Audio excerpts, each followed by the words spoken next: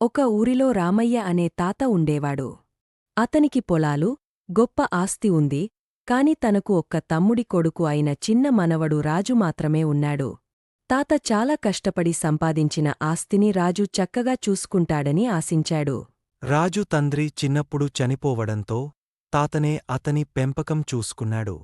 కాని రాజు ఊరి పిల్లలతో ఆడుకోవడం, అల్లరి చేసుకోవడం మాత్రమే చేస్తూ చదువుపై దృష్టి పెట్టేవాడు కాదు. తాత అతనితో మాట్లాడి, రాజూ, నా వయస్సు తీరింది. నీకు చదువు తప్పక అవసరం. చదువుకుంటే నీకు మంచి జీవితం ఉంటుంది.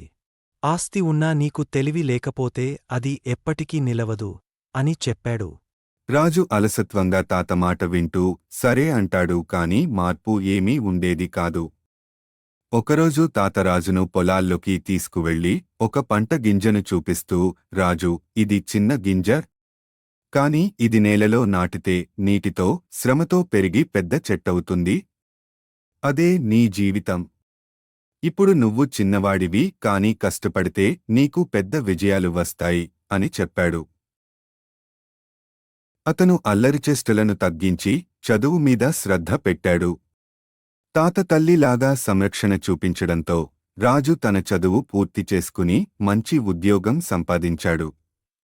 తాతరాజును చూసి ఆనందంగా, నేను చెప్పిన గింజ ఎక్కడికి వెళ్ళిందో ఇప్పుడు చూడు. అది పెద్ద చెట్టై పండ్లు ఇచ్చింది. అదే నా సంతోషం అని మురిసిపోయాడు. ఆ తర్వాత రాజు తాత ఆస్తిని, పేరు ప్రతిష్టను మరింత పెంచి తన తాత ఆశయాలకు నిలువెత్తు సాక్ష్యంగా నిలిచాడు. కష్టపడితే జీవితంలో ఎంతటి లక్ష్యాన్నైనా చేరుకోవచ్చు. మంచి విలువలను చిన్నప్పుడే అలవాటు చేసుకుంటే అవి జీవితాంతం మనల్ని మార్గనిర్దేశం చేస్తాయి.